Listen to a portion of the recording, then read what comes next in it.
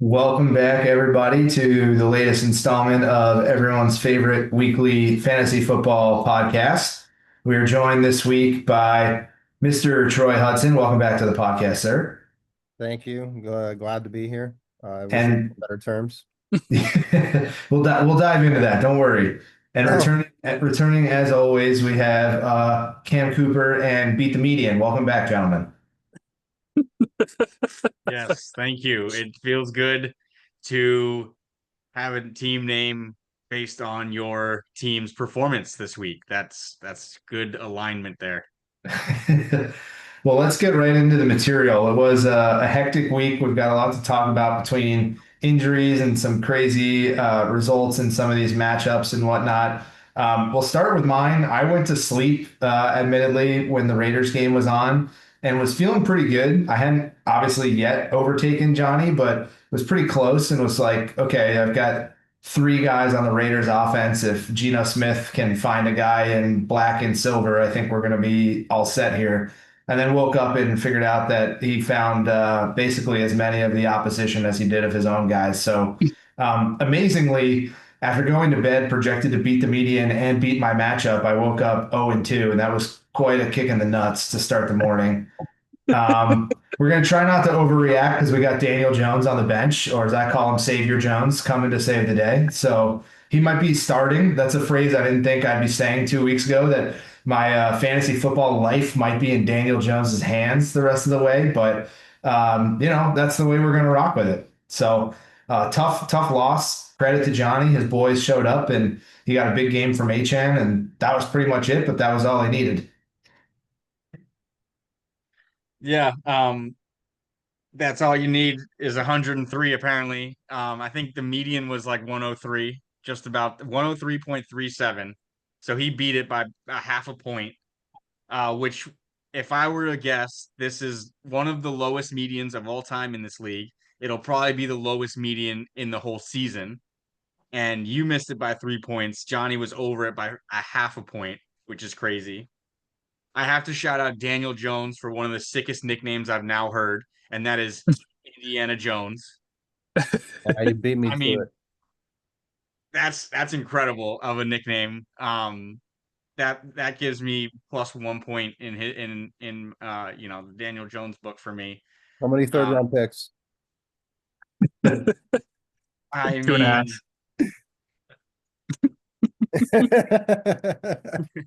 One more thing I just want to add about this matchup. I spent $3 on the Dallas defense and they cost me 2 wins this week. So if we're looking for worst fab spend, that's got to be up there because I would have beaten Johnny and the median had I just not started a defense. So that was tough. I didn't have 40 points from Russ, on my bingo card. is that as tough as Johnny having two guys scoring less than 1 point each and still losing to him? There's not a lot of good ways to slice this week for me. That's the conclusion I'm reaching the more we look up and down this board. Yeah, I mean, not much else I can add. I mean, since the that game, you've since there's been a trade that's gone down. You got rid of one of your high scorers on your bench. But yeah, just this. Some days you're the windshield, some days you're the bug, and fortunately, you were the bug this week. Absolutely. Yeah, we can talk after the matchups. We can talk a little bit more about that trade. I'll give you some insight on how that came to be with none other than Josh, who won this week, but still felt the need to shake up his roster. This one had to hurt for Willie. To add insult to injury, Aaron Jones is going on the IR, so he loses his RB2 for a few weeks. I mean, as we talked about, he's going to live and die by how the Willie Billies do. And even though they scored 30 points, he didn't really see a lot of that production. Jake Tonjes didn't live up to the hype, only 5 points from him. So he got some good production from the back end of his roster, but Josh is proving to be another force this year and could be heading towards another championship appearance. I mean, Amon-Ra just going nuclear definitely helps his case. I mean, I don't know if you guys were watching that game, but I felt like every time I flipped over to that channel, Amon-Ra was scoring again. So, yeah, I mean, Josh looking solid through 2 weeks. Yeah, it sucks seeing this because Amon-Ra was the guy I passed on. So bringing it back to that first pod about people haunting you, Amon-Ra is going to be that guy, especially because I also traded him away this summer for our other, league. Um, we all commented on Josh's nicknames for a lot of his players, but the Seattle Josh Hawks getting him 17 points, that's got to feel good. Josh is a force to be reckoned with. I'm not going to mention anything about Willie's team out of respect. But Josh, goddamn, um, I don't want to see him anytime soon. I'm hoping some injuries come his way before I face him because he's even got some. Well, I guess he traded away John Jennings, so his bench won't even help him really going forward. But this was a solid performance. It helps when you have a guy go over 30, but everyone else even performed. Everyone else is showing up, even low points. Marvin Harrison only 3 points, but like, I don't see his team slowing down. Yeah, it's a testament to drafting in the 12 spot, I think, and at as deep of a league as we have. Watching Josh take every single person that I wanted to draft consecutively. I think the one that really killed me was the Waddle Ridley turn he had. I think it was like round 6 and 7. I was hoping to get at least one of those in the middle of the round. Hindsight, I don't think that picking in the 6th spot in the 12-man league was probably a good decision on my behalf. I kind of got who I wanted, but I think that was probably not the best thing for me. And it doesn't even look like with Willie's like best lineup. I didn't look at the weekly review. I kind of poo-pooed that this week. I didn't really want to wallow in any more of my misery. You Troy-cotted it. Yeah, but I don't think he could have even I don't even think he could have won even with Jared Goff and the whole crew. So good on Josh for really taking pretty much everybody I wanted and starting the right guys. There is a pretty big asterisk on Josh's win this week, though, because Jake Elliott does not have a nickname. And I know that that's big for him. So, I mean, some people are questioning, like, should the league have reviewed this? Was there a blown call there? We'll have to see. I think if going forward, if he's going to continue to flick us off like that, figuratively speaking, or, put a finger in our eye by not giving Jake Elliott the respect he deserves with the nickname, then we're going to have to take action as a league. Yeah, I mean, when a offensive lineman doesn't declare as an eligible receiver, is that not a 5 or 10 yard penalty? Absolutely. So Yeah. it sounds like not declaring your kicker as a Josh Elliott, it sounds like it's a 5 to 10 point deduction. So we will review that. The one board member that is myself will review that and we'll get back to you. I appreciate it. I just had to raise it. It's like a slalom ski. In this week's JV matchup, we had Jason taking down Troy.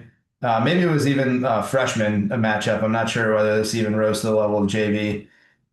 Troy, do you want to discuss the peak Igbu, which I assume that's a reference to your team hiding and you having to seek where they are? That's actually not even. I'm not even gonna respond to Nick. That is that's I can't actually take credit for that one. I heard Berman say that. He called him the Emeka Peekabuku, and I fucking laughed my little silly ass off. My good friend Chris Berman, you have to say. Oh yeah, I forgot. Yeah. You and Chris Berman and The Rock. You The Rock, can't tell the difference. But I mean, starting off the night on Monday night, because I had 3 guys playing on Monday night. It looked like I was in for a pretty fun night. Nico scored on the first drive. Igbuku scored on the second drive.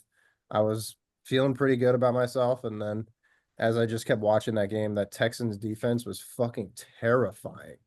I don't think I've ever seen a defense run that fast towards the ball since like the Ed Reed, Ray Lewis Ravens. It was unbelievable. D'Amico's got the boys buzzing over in Houston.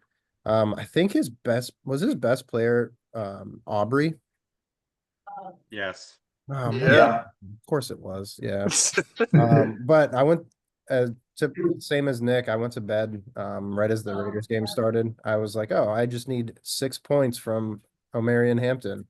I should be fine. And I watched the first like 2 drives. They didn't run a single time and then ran Najee Harris the first. And I was like, all right, going to bed. This is not good. I even texted Cam. I was like, I know I'm losing tonight. That's just how my fantasy luck goes. If it would have been in the reverse, Marion Hampton would have scored like 65 points for Jason. But yeah, it doesn't look good.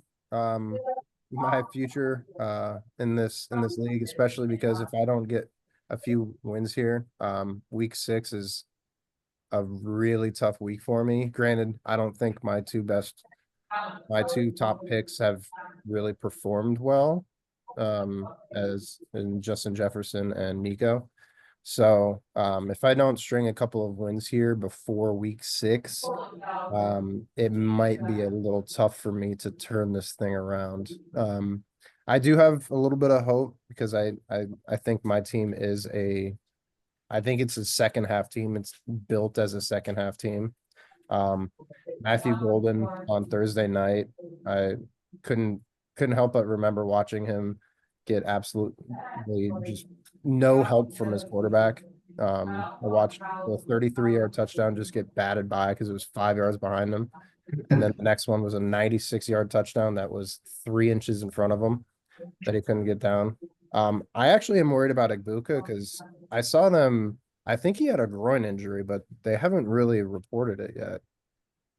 Because they stopped really going to him. I don't know if you guys watched much of the game, but he was getting wrapped up on the sidelines in between series. So something else to look for. My running back room is pitiful. I'm really, really hoping for injuries so I can start the guys on my bench. And I mean, I think Wandell, I think he might be my best draft pick this year. He's looking like a target monster in New York. I know Cam loves that. Wandale legacy game. Yeah. I mean, 20, you don't expect almost 25 points from Wandale Robinson on your bench, but that game was otherworldly to watch. So that's tough. It's tough seeing that when the game is so close and the score's so low. I was at the airport for that one.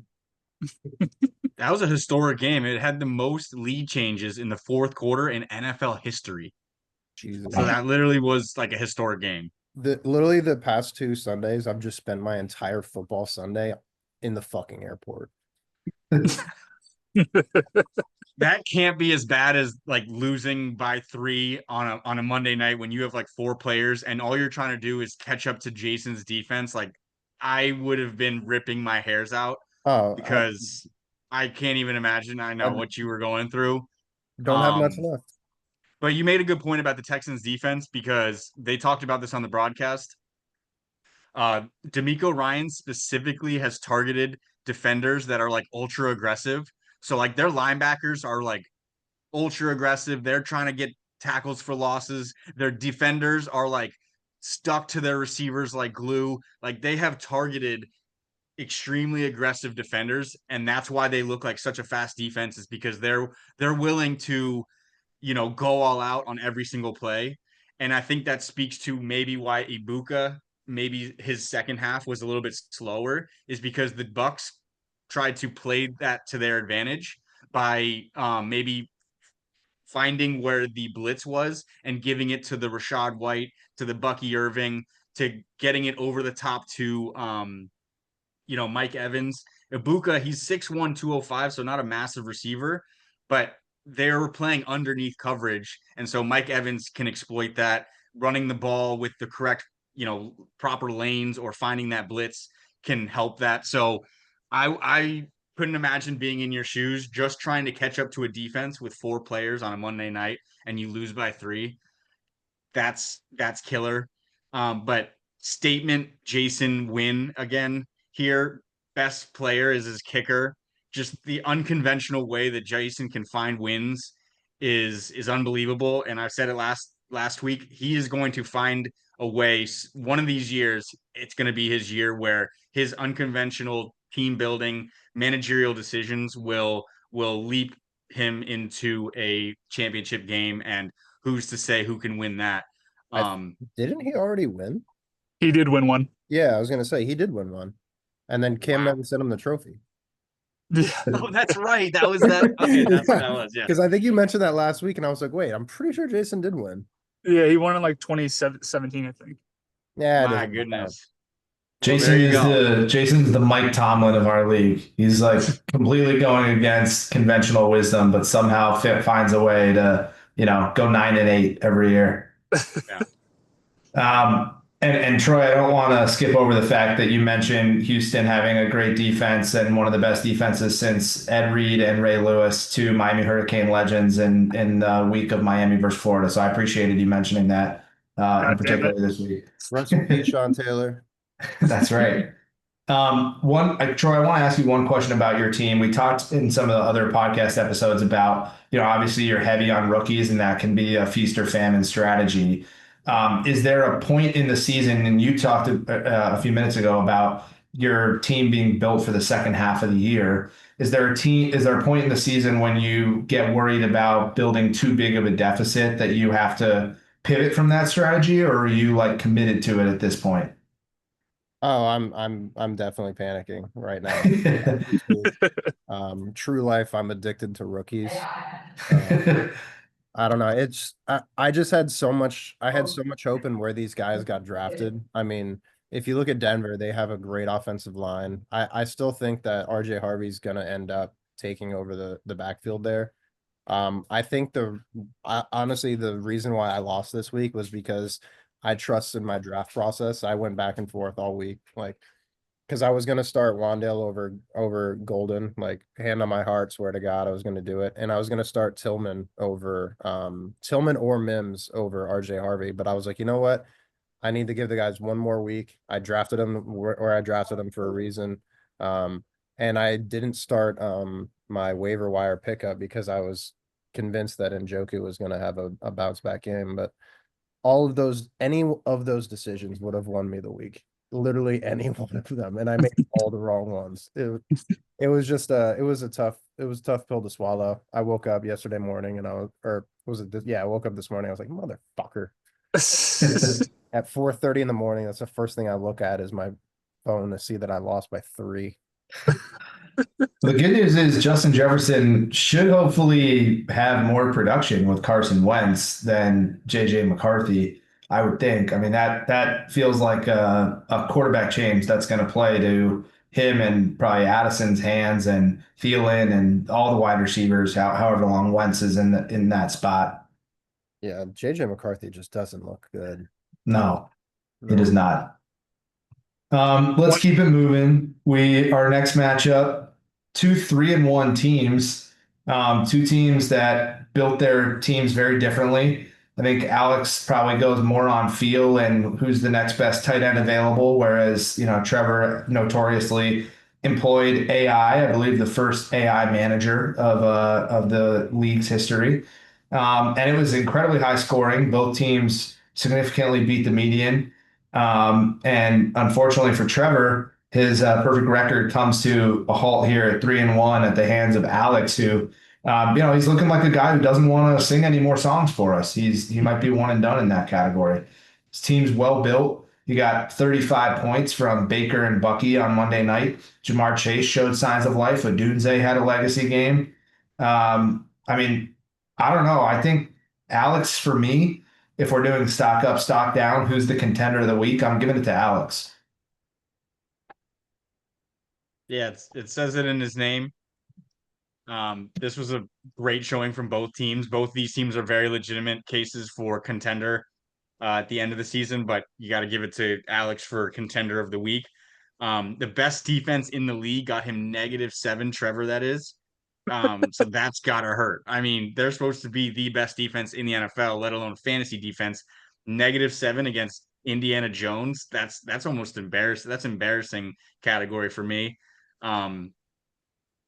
But these are two teams. Indianapolis has not punted in 2 games. They've not Or turned the no ball over turnovers. and they've not No punted. turnovers. Yeah, That Unbelievable. that's insane.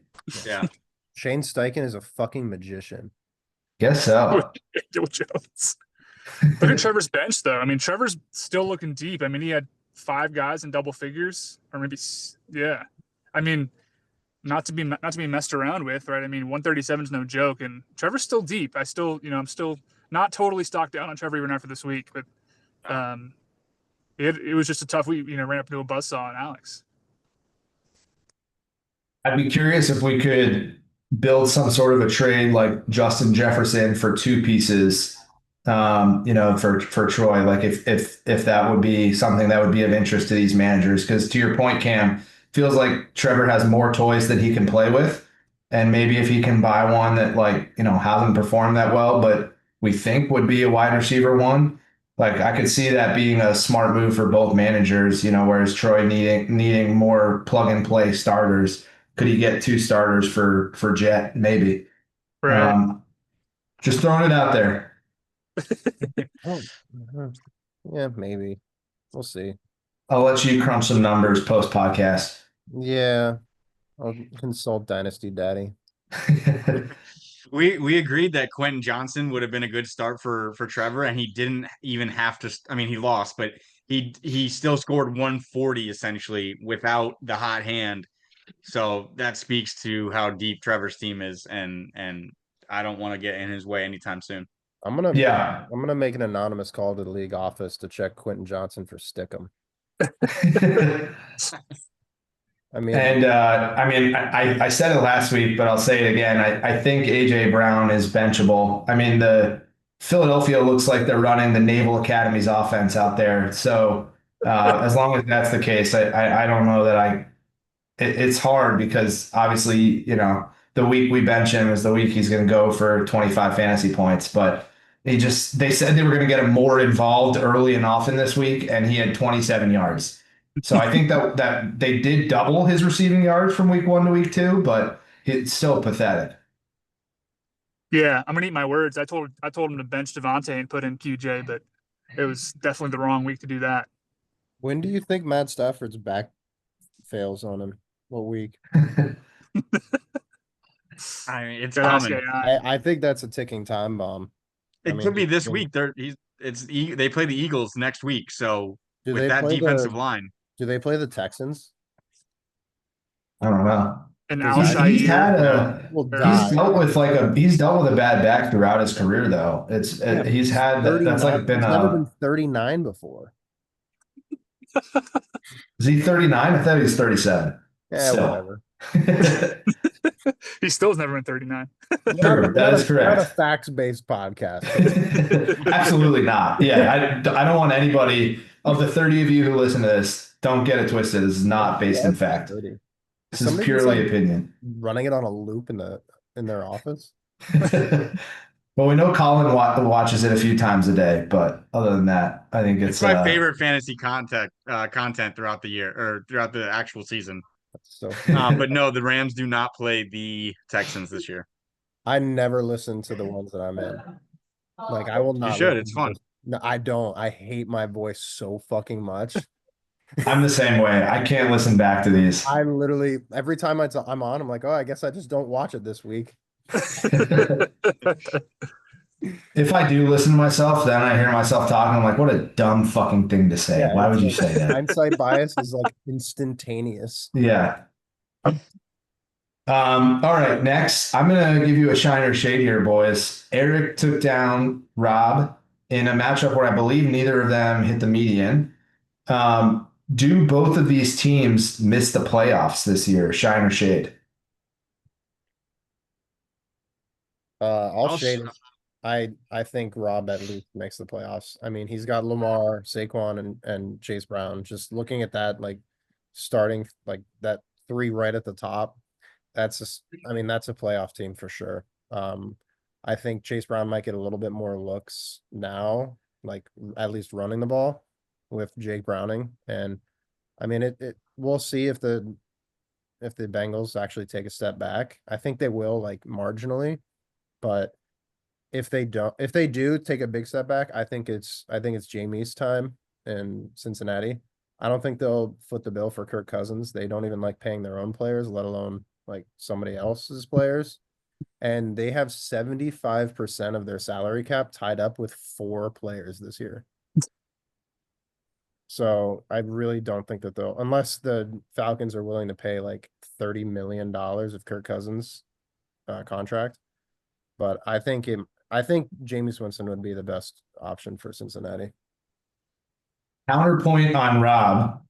Chase Brown could see a tougher box. They might try to make Browning beat them through the air, whatever defense they're playing going forward.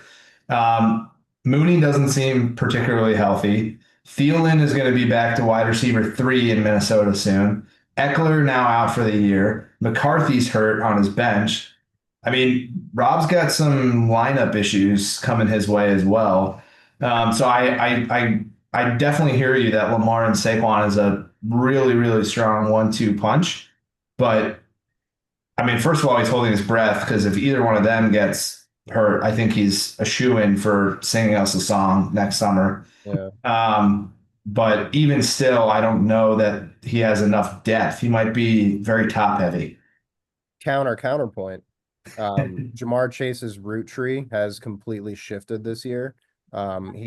He was doing like 60% of his routes vertical last year. Now he's doing like 75% like down the middle and like intermediate. I think that will expand that tough box, and then T Higgins is always there for some deep bombs. So I think that with the way that they're using Jamar Chase, I think he's playing out of the slot like 75% of the time now. So he's going to be just a like target monster, especially for a guy that's panicking. He's just going to go to his first read constantly. So that's my counter to your counterpoint. Rob just crosses me as a trade candidate. Like he has a lot of depth. He seems a little weak at wide receiver right now and pretty strong at running back. Like he can shore up some holes in his roster with some of those top heavy pieces if he spreads the wealth around amongst a couple other players. So I think he's a prime trade candidate. I think he has the talent to make some trades. But yeah, he's got to do something soon because he only has one IR spot and he's got 3 people who are out right now on his team. I expect him to be pretty heavy on the waiver wire this week. That's right. I don't see it for Rob. I think the injury bug has hit him too hard already. It's going to be hard to recover from this, even with a trade. Like, he's going to have to give up a piece to get a piece. So who is going to trade? He's not going to want to trade away Saquon or Chase Brown. So who's he trading? He doesn't have much of a bench. He dropped Eckler on this live on the pod. I think Eric has a better chance of turning this thing around, even with Burrow out. He's got a bit more help on the bench, especially with Renfro getting a big game this week. And then Godwin coming back from injury, potentially within the next few weeks here. So I think Eric has a chance to turn this around. Unfortunately, Quan for the Mooney. I don't see Rob turning this thing around without some miraculous either magic happening or someone kind of giving him a Hail Mary with a trade. Let's chat about the last matchup here between 2 of the recurring podcast hosts. Skip, you did beat the median. I know for a while there you were concerned that this could be an 0-4 start for you as well. It was a one-sided decision ultimately in the head-to-head matchup. But how did you feel about your results this week? Yeah, I mean, I'm going to find the positivity with the median. Last week I found positivity not being last in points. This week it's scoring 115 when the median was the lowest it's going to fucking be all season. But I feel good about my team still. I think it's okay.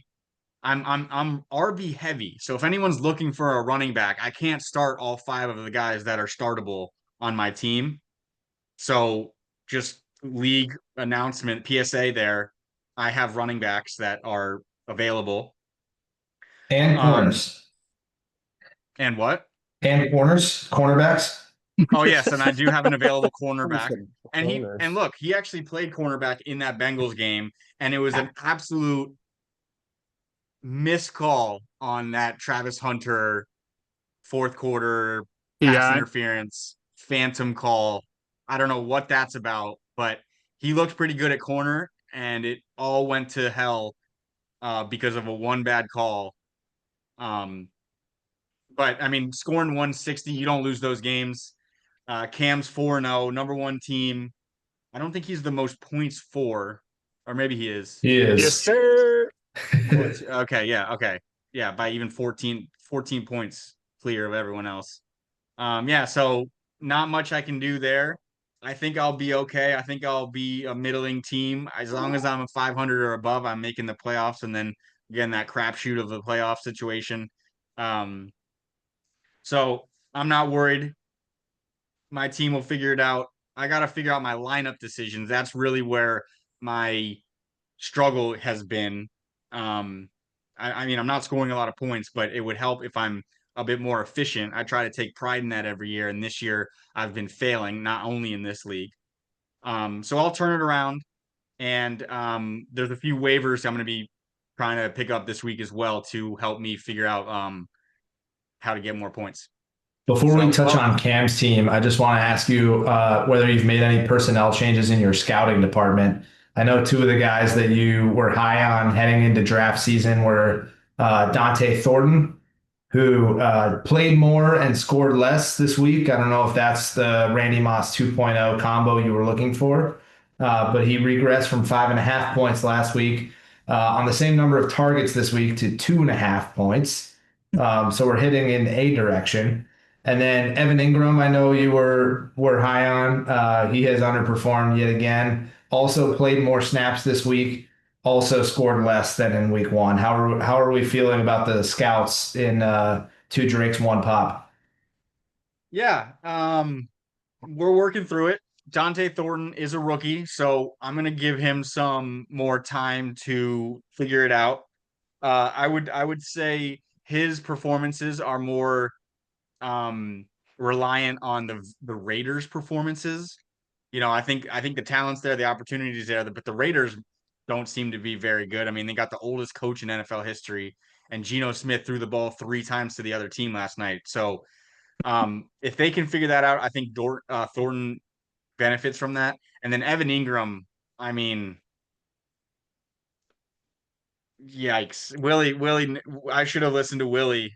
He was Evan Ingram started out as a New York Giant, and I guess Giants fans hate him because he's just not good, which doesn't make sense. He's an athletic guy. He's an athlete at the tight end position, so you would think that translates to targets, catches, and points, but he might just be not as good as he should be. So he'll be on my bench for the foreseeable future for Dallas Clark 2.0 in Harold Fannin, number 44.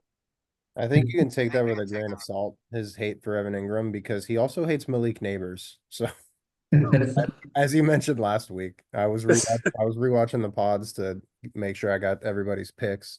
And I think we'll dive into that before we do this week's picks, because I want to show you guys like where your heads are leaning.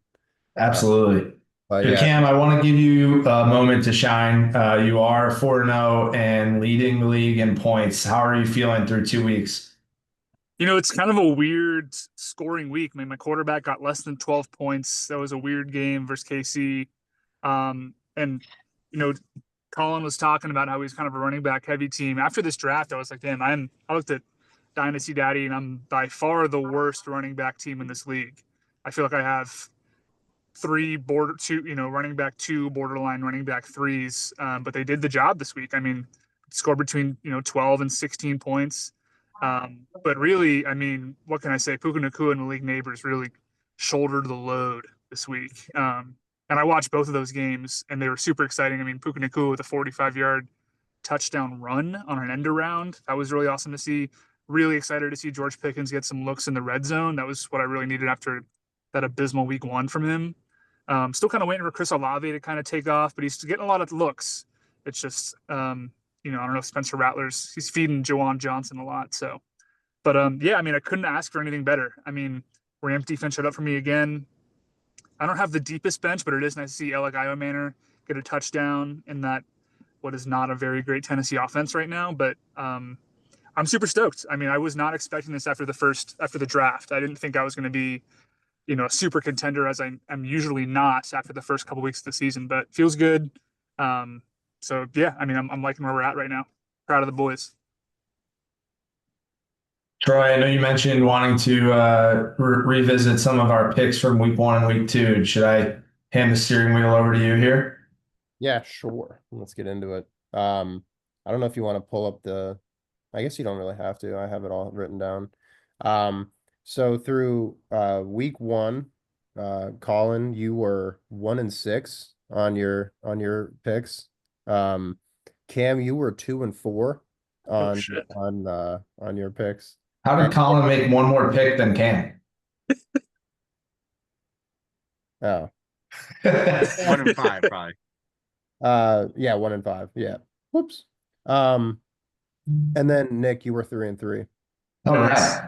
right. Week 2, Colin made a big comeback, 4-2. Cam, you were 3-3. Nick, you were 4-2, and guest picker Willie was 4-2 as well. Oh, wow. Well done, Willie. Looks Let's like go. Nick's a sharp. There you go. I think the big change there was everybody stopped picking me. So that kind of helped everybody's record. The only one that did pick me was coincidentally Nick. But everybody else picked against me last week, which I thought was a good thing. It was not. We'll see how we do here in week 3. Just taking a quick look at the overall standings. We talked about Cam is leading the way, the only undefeated team. Cam, I think you mentioned that at one point in the group chat that there was only going to be one, and I'm pretty sure everyone ignored it because we figured out it was going to be you and didn't want to give you any love. Two winless teams, Rob and Troy. I want to ask the group, which team do you think gets a win first? So in other words, like which team do you think leaves the cellar first, Rob or Troy? Yeah, I'll go Troy. I'm not worried about your team, Troy. I think you're still fine. Like you said, if you can turn it around before week 6, then you'll be a playoff team. You just have enough talent and strength there to turn this thing around. Obviously a tough start, but those rookies will find their footing. I think you have enough talent there to really turn this thing around. I'm not worried about Troy's team at all, but I need to look at the matchups to make sure that you can win this next week. I think He's got Nico. Yeah, I got Nico. Nick, but I think all of my players are in the green. I think I'm playing they have really good matchups this week. So I was looking ahead to next week, and I think next week might be, and I'm gonna make some lineup changes. I'm sprinkling a lot of fab on the waiver wire this week. So I would have taken Troy, like thinking about their teams in a vacuum, but then I realized that Rob has 25 more points for through 2 weeks than Troy does, which I found surprising because I feel like on paper to me, Troy's team feels better. So I'll go Rob. I'm gonna back my boys this week to get a win, and say that Troy doesn't beat the median. I'll say Rob gets his first dub of the season. He's playing Alex, by the way. Well, he could beat the median though. We have 2 opponents a week. Oh, I see. Yeah. You're right. Fair. I have faith in Troy's team. I liked his draft. I liked his team top to bottom. I do agree he's a second half team. I think he will finish 3 or 4 spots at least better than where he's at now. I think he's a playoff team. There you go. We don't have the waiver wire to talk about quite yet because we're recording on Tuesday night versus Wednesday night, but we did have a trade that we mentioned earlier. I'll just touch on it quickly. Josh reached out to me and said he was looking to acquire a running back and noticed that I had quite a few of them. We exchanged some names and ultimately settled on Tyler Algier being one that he was interested in and one that I was willing to part with. And then he gave me a menu of wide receivers that he'd be willing to part with in exchange for Algier. I like this trade for both of us. Josh obviously was straightforward that he was looking to get a running back. So mission accomplished there. Jennings is battling an ankle injury again, and I feel like he's never 100% healthy, but I had a lot of like running back handcuffs, and I don't really need Algier, even if he becomes the starter. Although, obviously, I think he would jump into like RB1 territory probably in that case. But I'm willing to bet on Jennings continuing to look like a wide receiver one and staying healthy with my bench spot. So, from my perspective, it was a backup running back for a guy who's either wide receiver one or wide receiver two on his team, and I was willing to make that trade. Yeah, I don't know what Josh was thinking. Um, does he not know that Bijan Robinson exists? Like Algier is clearly a workhorse in the offense. He did score a touchdown this week, Algier, that is, and he got 16 rushing attempts, which is quite a bit for 76 yards and a touchdown. But like he just traded away a wide receiver one for a very clear backup running back. Props to you, Nick, for getting another one. I don't know how you do this, but every single one of your trades throughout fantasy football history is a very clear win for you, except for against Ray except Davis. for when you Ray Davis except for when scored you one touchdown traded last me. year. And I guess Ray Davis. So maybe other people have their receipts more so than I do, but like this is a very clear win. I don't know what Josh is thinking. Maybe his head's a little hot from the championship, but like I'm gonna need a Josh explanation on this. Like, how the heck do you think that this was like at least win in the fob battle? Like at least get 10 fob out of this when you're losing the trade itself. Josh, I'm gonna need an explanation. We don't need Josh to be any better than he already is. So I fully support this. For a little context, there was a trade involving Juwan Jennings earlier this summer in our other league where it was Juwan Jennings essentially for Chuba Hubbard. So just a little value, price check on exchanges of values here over the last couple of months. And So picks. Don't forget the picks. yeah, 2027 third for those who are keeping score at home. Um, I think Colin just guaranteed that Bijan gets an injury. Yeah, what does Josh know? Josh knows Yeah. something. Well, no, I just based on Colin's predictions on this specific podcast, Algier is going to be RB2 rest of the year because Bijan's going to get a torn Achilles next week. Well, I did start thinking that maybe Josh has a direct line into the training staff of the 49ers because basically right after I accepted this trade, the like little sleeper thing updated with he's day to day with an ankle injury. And this was after he proposed it and after I accepted it, but before it had gone through because it was sitting there in trade purgatory for a while. So, I think, maybe Josh is getting some tips. He might be ringing the athletic departments of or the training departments of these teams and getting some intel that the rest of us don't have. So, props to him on that one. I do like Jennings for you though because Pearsall does not look like the guy, and it looks like they're kind of like they peppered him with targets, but he just doesn't seem to be doing a lot with them. And I think Jennings is more of the alpha receiver in that offense. And without Kittle being there, at least you can plug and play him into your lineup for the next couple of weeks until Kittle gets back with confidence. Yeah. Fingers crossed. Should we turn the tables to week 3 here and do some predictions? Let's do it. All right. Troy, we have our matchup first. You want to make your prediction in this one?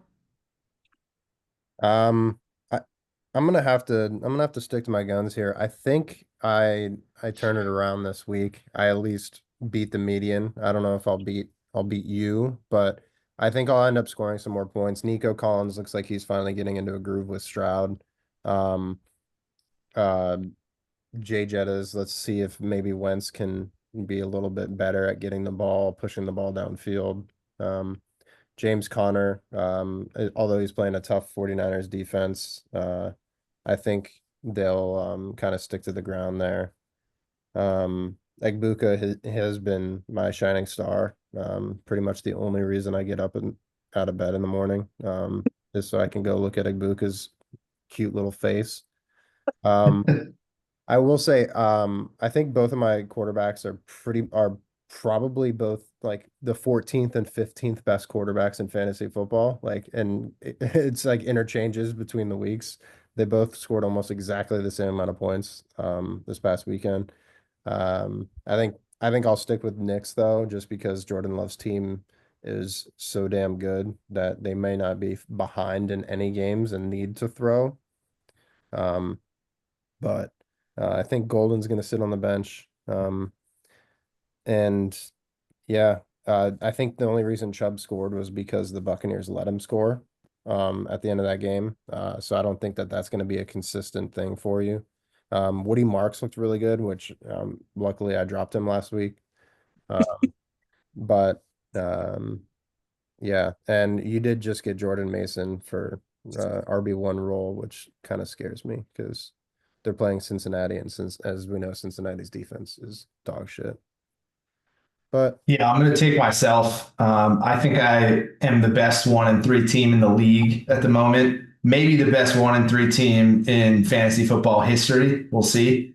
I've got Daniel Jones at the helm, and I feel unstoppable with him in the starting lineup. Sleeper is sleeping on him again this week, but we're not going to let that stop us. We're plugging him into the lineup with all 13 of his projected points.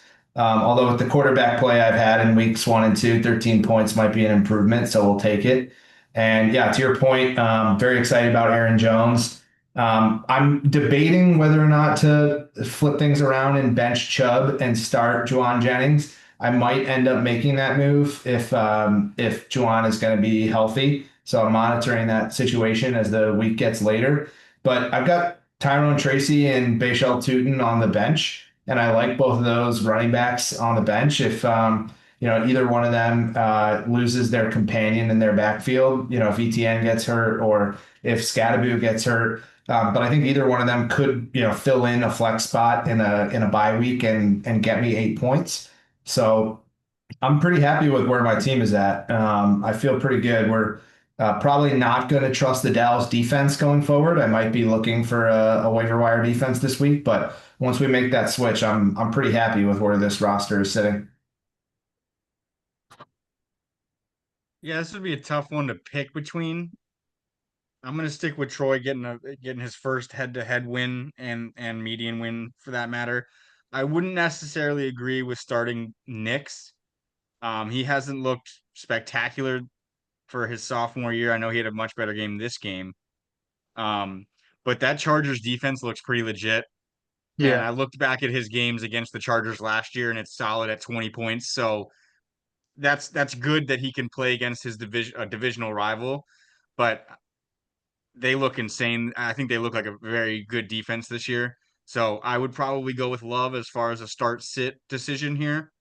Um, Nick, I don't know if I would change anything other than that Chubb Jawan Jennings matchup. Obviously, you're not going to start Jawan if he's hurt, but um, if I'm gonna have to give the pick, I think I'm gonna go with Troy on this one.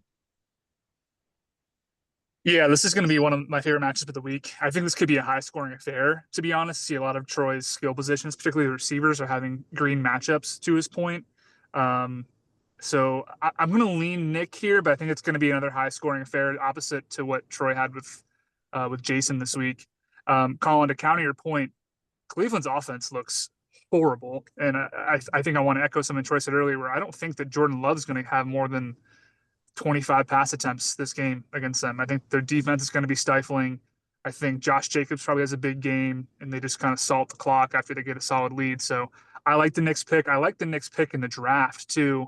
Didn't look so hot didn't look horrible against Indianapolis, but didn't get the win. But I lean Nick here. But while we're on the Cleveland offense being terrible, by the way, I was reading a ESPN article about UCLA firing their head coach and potential head coaching options for them. And Cleveland's offensive coordinator, Tommy Rees, was on that list, which just blows my mind. As a Notre Dame fan, he was a terrible offensive coordinator at Notre Dame, parlayed that into an offensive coordinator position at Alabama, got run out of town there, has ended up as the Cleveland Browns offensive coordinator and is garbage there and is now being talked about as a college head coach. So, and he got interviewed by UNC last year before they ended up deciding on Bill Belichick. So I don't know if I've ever seen someone parlay their failures into more success than Tommy Rees seemingly rising to the tops of the coaching ranks just based on the fact that he was a Notre Dame quarterback. But And he he hasn't wasn't done even that anything good as good a since quarterback then. either. No, he Yeah. wasn't. He wasn't. Yeah. I raise you, Cliff Kingsbury. At least he had a great offense last year with the Commanders, though. Tommy Yeah, Rees has not had a single good year of offense. but he's failed upwards everywhere he's ever been. This is true. But he Like looks like Ryan Gosling, so that probably helps. that does help. I mean, God, when you get him in an interview, just look at Yeah. those eyes. Yeah. All right, we'll pick up speed with Jason against Willie. I'm gonna back Willie here. He's gonna have a lot of his team done by Thursday night. But I think he's the matchup is a little bit skewed because he still has Aaron Jones listed there as a starter. He's gonna have to make a switch. Although looking at his bench, I guess it's a coin flip as to which of the Chiefs running backs he's gonna pop in there. So I still lean Willie in this one, but I think this one could be close. Maybe neither team beats the median. I'm going Jason all day. You're absolutely right. He doesn't have Willie doesn't have a running back to start. I mean, between Pacheco and Hunt, I don't feel confident in either one of those guys. Um, and he's got Tyreek Hill on his bench. So that's probably going to change. But Jason's team is just too strong up and down. He's got a 20 point per game kicker. This is Jason all day. Yeah, I'm gonna go Jason here too. I don't think Brian Thomas is gonna be corralled for too much longer. I think that Trevor Lawrence has to pick it up and he's gonna get some better looks and he's gonna try to catch some balls here. Derrick Henry is not gonna have that poor of a game again. Brees Hall also had a pretty bad game. I think Jason really outscores his projection this week and beats Willie. I concur. I think Jason had a down week last week, despite beating me. When I saw that Derrick Henry only got like 2.3 points, I was feeling a lot better about my chances. But yeah, to echo what Cam said about Brian Thomas, his target share is crazy. He just seems to have like the yips. He keeps alligator arming like throws. I don't know if you guys saw a few of those passes where he just like decided to not catch the ball. And I saw something about how Trevor Lawrence threw him so many hospital balls in the preseason that he kind of he got a little like cold feet. But I think that will turn around with Brian Thomas, and he's I think Jason's team is much better than what he put on film last week. I hope you all remember this on Thursday night when you're watching Josh Allen destroy the Dolphins coming off a week in which he threw for 150 yards and didn't score a touchdown. He's going to put up 80 points in fantasy on Thursday night. But he's only going to play the first half. Yeah, I know. Otherwise, he'd put up 160. Next, this matchup is dead even according to the sleeper projections at the moment. What's that? What was your pick? I went with Willie. Oh, you went with Willie. Okay. Yep. Keeping track here. Yeah. Josh versus Johnny. Johnny had the comeback win we just talked about against me, but I think Josh is on a mission right now. I got to go with Josh.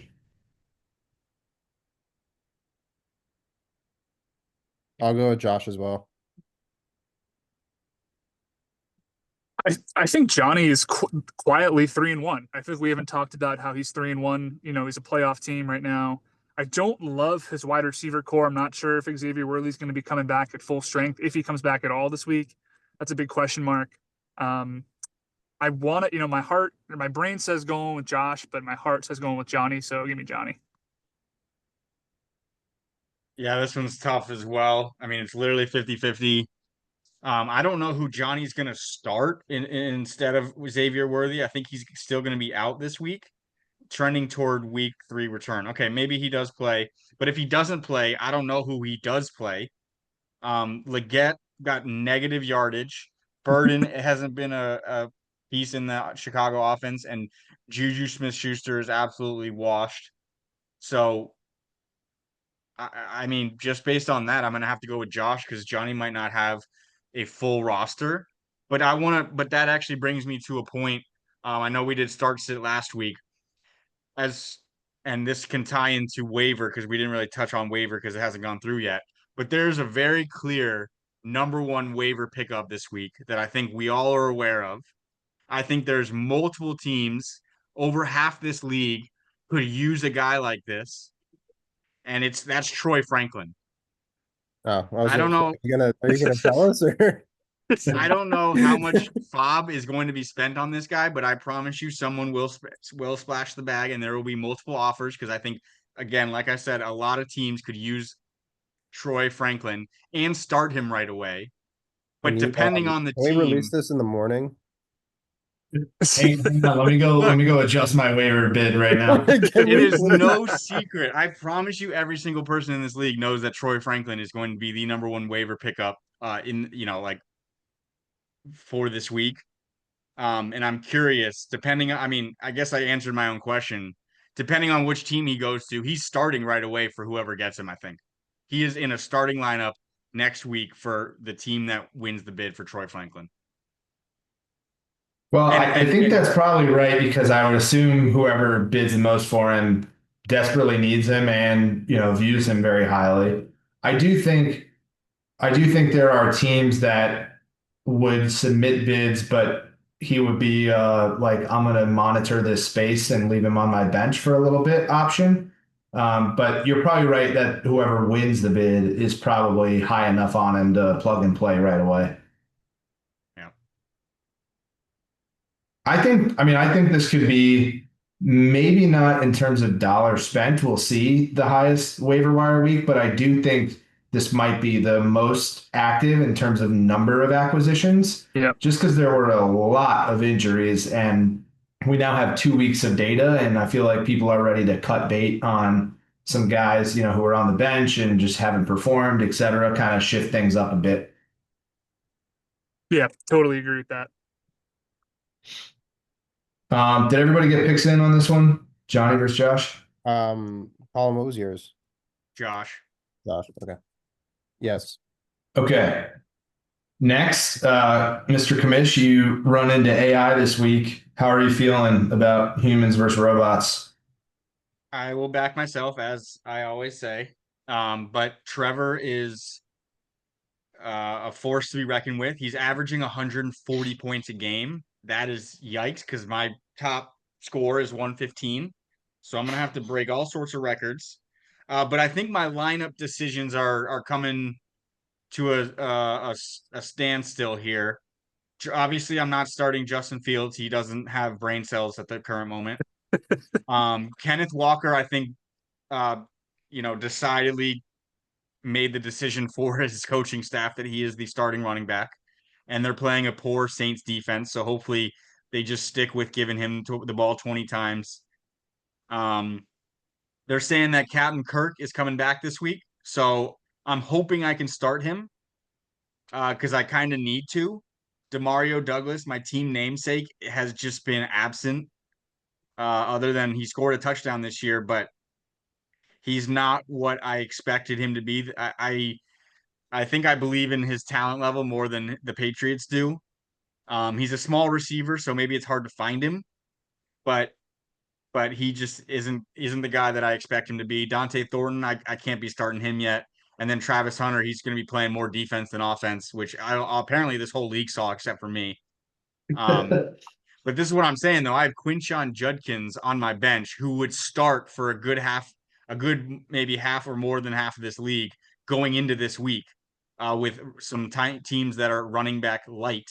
So that's what I'm saying. I have some running backs that are available for purchase for all those listening in this league. And I'd be looking for a receiver to start. So keep that in mind. I picked up the Packers defense a week in advance, so I'm looking a week in advance with my defensive streaming. But I might be good with Patriots and Packers as my defenses the rest of the year based on what I've gone through the schedule here. I'm getting a new kicker. I have faith in my rookie kicker for the Patriots, but he's been missing left and right, so I'm going to be getting a new kicker, hopefully for free. Hopefully no one else is bidding on kickers. Please. We'll And so see. and so with that, my lineup is pretty set. I'm betting on myself.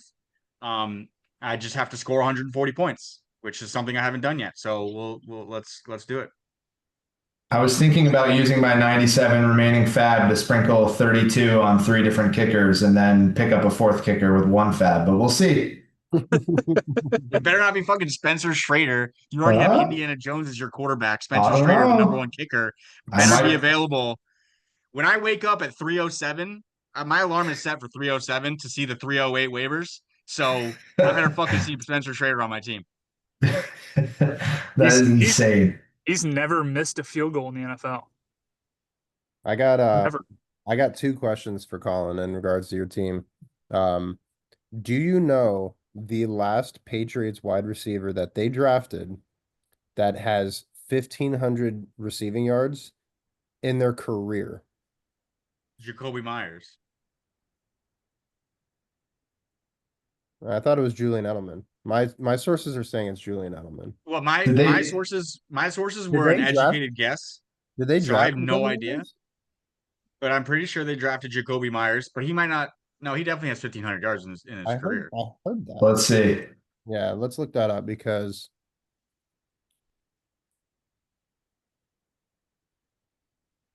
He was an undrafted free agent signed with the Yeah. Patriots. That's Damn. There we go. insane. Yeah, call. so yeah, it's Julian Edelman. Wow. My second question for Colin is,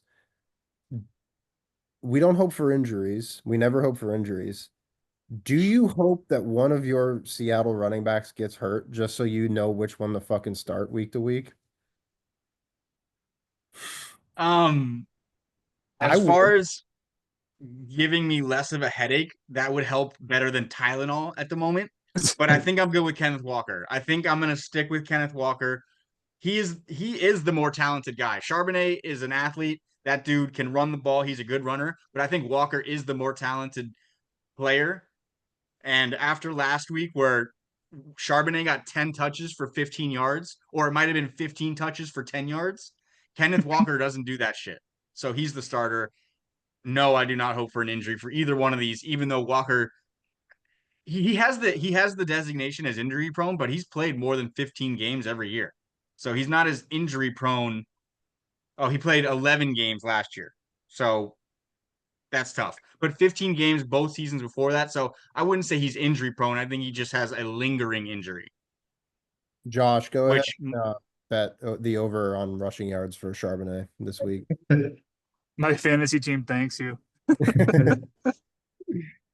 I don't think I made a pick in this matchup, but I'm going Trevor. I think it's not even close. I think this is a beatdown. look at the projection, man. It's less than a point. Or it's 1.1 point difference, man. I have Yeah, a chance. you said your high score is 115 and Trevor's averaging 140. That was all I needed to hear. Cam, I'm gonna go Trevor here too. I don't like his current lineup decisions. I'm still not out on AJ Brown, and he's finally decided to bench him. I still think I got to give him one more week, and they're playing the Rams. I would probably put him in the flex instead of Ramondre Stevenson. Personally, he's a never draft kind of guy for me. Ramondre? Yeah, he's just a guy I never want on my team. So I put AJ Brown in that flex spot, but I still think Trevor wins, even with his poor lineup decision. Where's this coming from, Cam? I asked you that question a week ago, and you're coming in hot with the Ramondre hate. He's just a guy, man. He's just a jag. All right. Well, here's your shot, Colin, to take a shot back at Cam's team. He's got Eric this week, a desperate, scrappy Eric squad. I feel like Eric is sort of backed into a corner here. You know, you don't want to deal with an animal that's been backed into a corner here. He might come out swinging. I'm gonna take Cam, however. I think our overlord keeps rolling, and he'll be basically a playoff lock if he goes 2-0 this week. I think Eric's going to struggle at the quarterback position, and that's going to be tough. I'm picking Eric.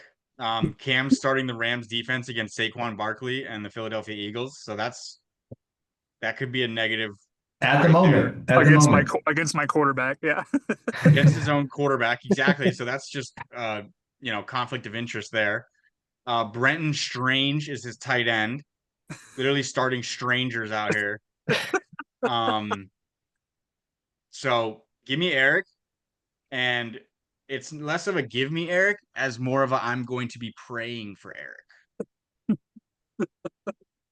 Um, oh, Go go ahead, ahead, Troy. Tim. No, you're good. I'm gonna go with myself. I do want to say one more thing since we were talking about this before. Um, even though I am 4-0 and even though I am the number one seed and I'm playing a middling Mad Lads team, I am looking for trades. I am a pretty running back weak team, and I do have a plethora of receivers that I'm willing to part with. So just putting that out there for all you listeners out there. Looking at you, Colin, as well. So go in with me, and I'm also open for trades for running backs. I'm gonna go with Cam simply because I think his team is better than Eric's, and also, lest we forget, Cam finds his way to back into the playoffs every single fucking year. He always starts out slow, so maybe, just maybe, this is actually a good omen for everybody else that Cam's starting hot, and that he's gonna sizzle out by the end of the season. That's kind of what I'm hoping for. I know that's probably a fool's gold kind of way to look at it, but I mean, it's every year it's like, hey, I need this person, and this person to lose by 16.6 points, and they lose by 16.7. So, and that's how Cam finds his way into the playoffs, and then he ends up winning. So my hope for our sake is that Cam ends up getting a good playoff position, ends up playing the 8 seed and loses. So The curse of the one seed. the curse of the 1 Curse seed. of the onesie, yeah. I mean, I don't see that for Cam unless injuries start hitting his team because his team is fucking strong. But I have a start sit decision for you guys. Eric's team, after Renfro's pretty hot start to the season, well, maybe it was just the one game. Do you start Renfro over any of his other guys in the starting lineup right now? Is this controversial, or do you like his starting lineup? I'm sitting Ferguson. I Yeah, don't like Yeah, that. for I don't. sure. Yeah. Yeah, I agree with Cam. I'm sitting Fergie. However, they are playing the Bears defense, and I believe the Bears gave up 300 points last week, if I remember correctly. I'm Laporta done looked with Sam pretty good. Laporta. Yeah. Well, I mean, Fergie is tight end 10 so far this season.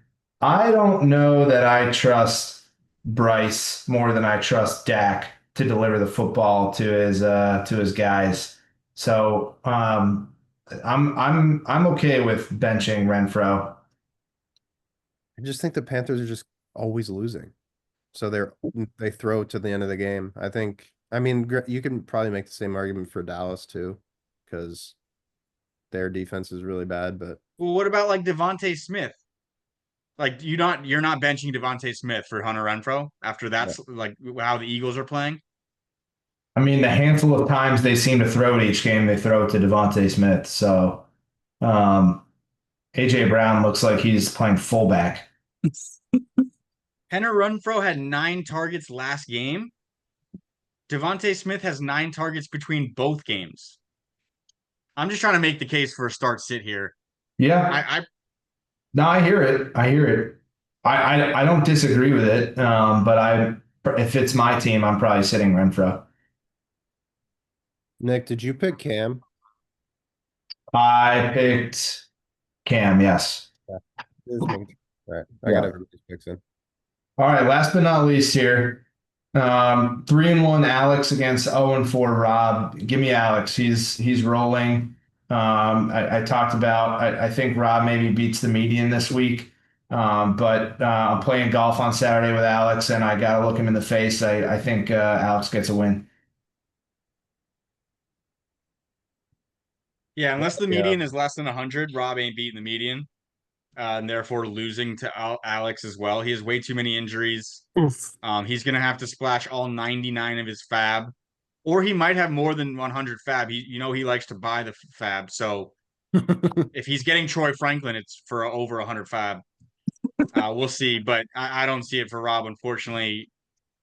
I think he might even be, not even making the playoffs already.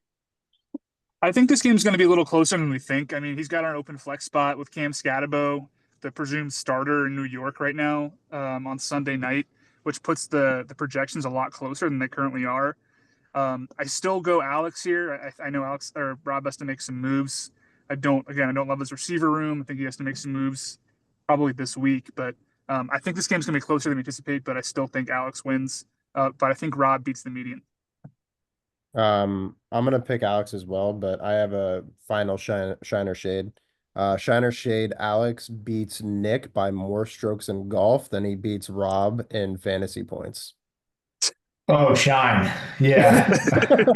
I consider myself to be like a probably 25 stroke underdog. And I think this one will probably, I mean, Sleeper has it as a 16-point favorite.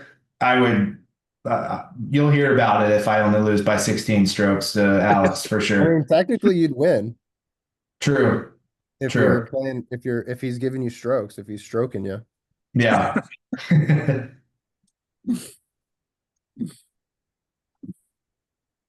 But yeah, no, I'm taking Alex as well. Colin, did you take Alex or? Yeah, I went Alex. Damn, it's our only unanimous. Poor Rob. There you go. Rob's a lock then. Yep.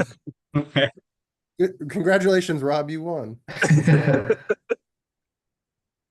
All right. Any final thoughts before we head into week 3? I think I got Good to it. go. All right. Well, Godspeed. May your waiver wires hit in the morning the way that you hope. And best of luck to everybody but Troy. And may my power come back. Yeah. Let's give it up for Georgia Power. Georgia Power, baby. Power to the people. All right, boys. See ya. See you guys. Peace.